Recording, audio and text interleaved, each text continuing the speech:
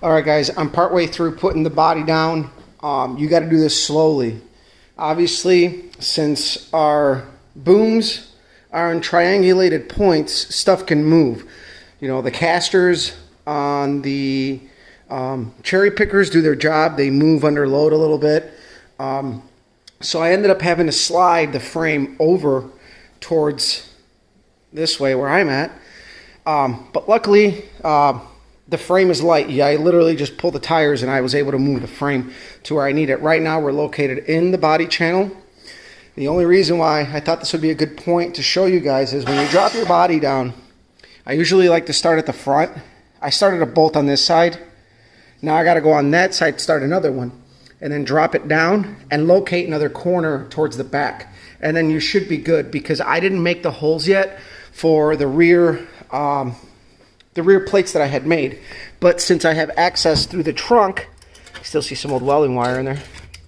I can drill it through here because I already know that they're going to line up. I had bolts through there already. So that's the little pointer there. If you do this at home, much like I am, that'll make it easier. Locate your fronts. And then once you locate your fronts, just snug them down. Don't go too tight. Lower the back, center the back, and you're set. So, yeah, actually I'm pretty happy about this. Everything looks really good. Need a couple touch-up areas back here. I'm starting to see now that the body isn't shadowing the frame. There's a couple little other areas I need to touch up, but you know what? It looks awesome. I'm happy with it. All right, guys, the body is back down. That cherry picker's put back together. I pushed the car back. We got all kinds of space now. I got to undo this cherry picker once I figure out what I'm going to do with that transmission that I got behind the engine. I got to move some stuff around. I got to stick those wheels up there. I got to move some stuff around now that we've moved the car back, and now we need room over there.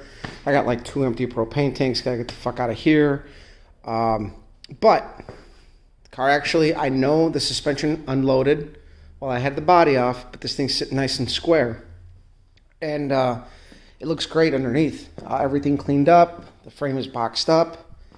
So I'm going to show you guys a simple little, I know I showed you in the earlier video how to check for alignment at the front, but what you can also do is, see some of the trim starting to peel off. All right, this is where one of our holes is. You can see the light. So that's a quick way to check if you got alignment to put your bolts in. I am going to have to make some bolt plates for this. But that's not a big project. That's simple enough. I just need oversized washers, flange nuts, weld them to the washers, hold it with a wrench from the top, and it's set. So definitely ahead of schedule by like a week now, because I wanted to drop the body last week, but we got the brake lines done last night, and I had nothing to do yet today. So I'm going to try to see if I can get the transmission done tonight, or at least most of the way. If I can get that done, then that's one mechanical item out of the way. Transmission seals are pretty quick to do.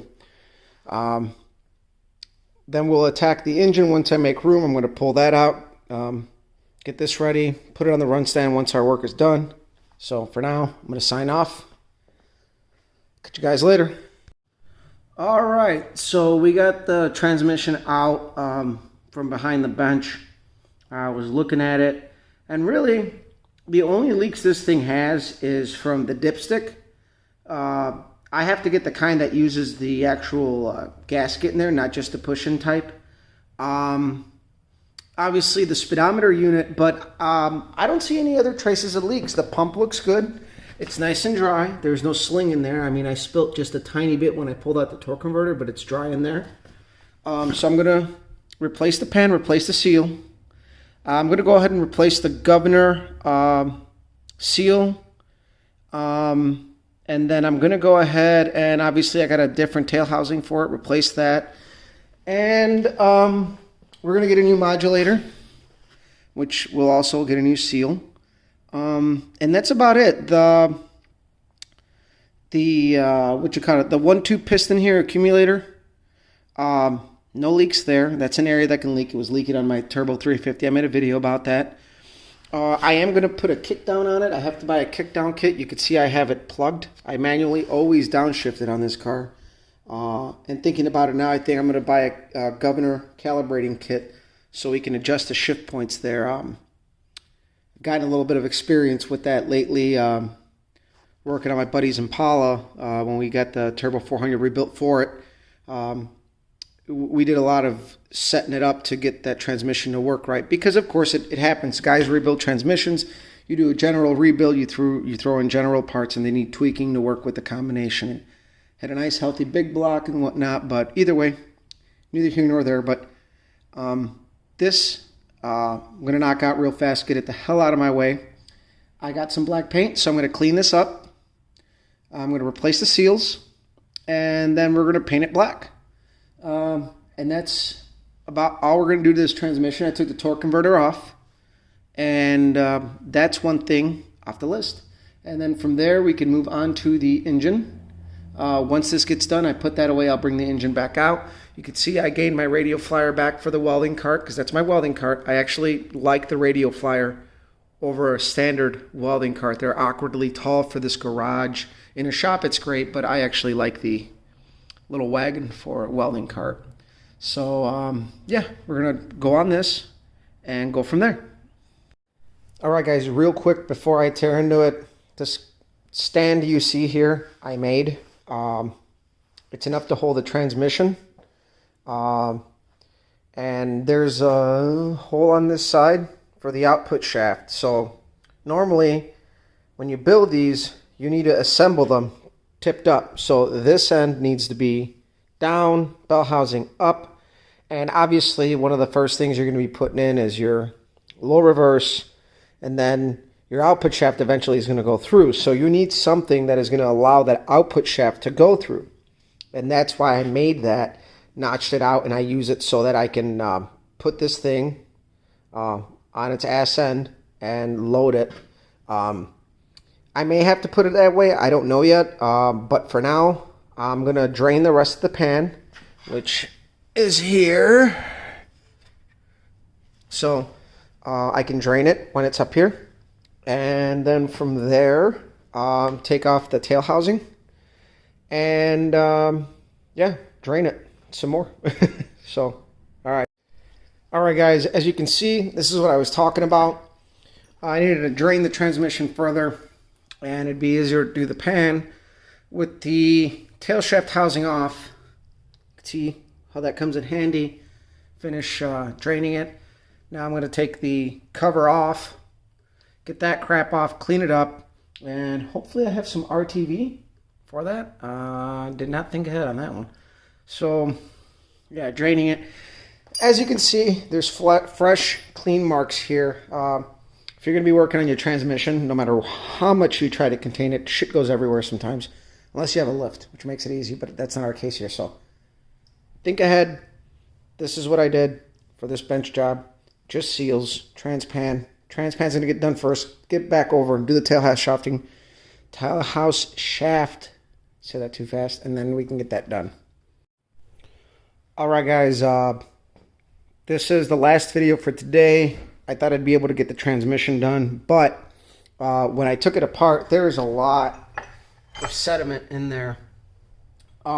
Keep in mind, I took this transmission working in really good shape out of the Cutlass, and when I replaced the pan, there was no issues. So I think what's going on is the drive shaft that's in the Bonneville, that was in the Bonneville, doesn't have much room for slip.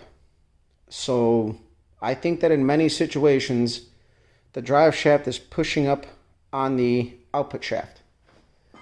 And what I'm possibly seeing, and I can't take the pump off right now because I don't have my slide hammer. So it's either going to be 2 or 3 things, or it could be 3 things, I guess. I changed the torque converter. It's got a Jegs, like $2,200, something like that, 12-inch, that I've used in the past with no issues. It's a great little torque converter. It could possibly be that, because there is a little bit of damage on the stator splines. And then either that, or it's either the intermediate clutches that are getting pushed up against it under certain situations, or the low reverse clutches that are getting pushed around, because you got to remember the input shaft and the output shaft are two separate pieces.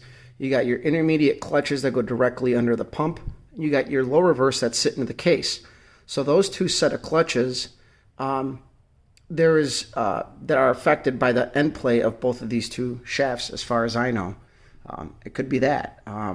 Or it just could have been years of abuse. I mean, this transmission I built 6 years ago. It saw a lot of use in my Cutlass, a lot of racing. So at this point, it looks like we're going to have to do a freshen up or a rebuild. I'm going to inspect everything and go from there. Because it's a little too much to say fucking send it, even though this transmission was working good. So the fact that it was working good, I'm almost inclined to think that it has to be like the intermediate, because of the way the clutches work. This transmission in the Cutlass is pretty much always used in manual mode. So I don't know yet. I'm going to tear into it and see what clutches look like what bearings look like what planetaries look like what. We're going to take it apart, and it'll be a really good opportunity to show you guys, I guess, kind of what to look for based off of what I know. I'm not an expert, but it looks like this is the first item that has snowballed. But a rebuild kit isn't a whole lot, so not worried about it. See you guys.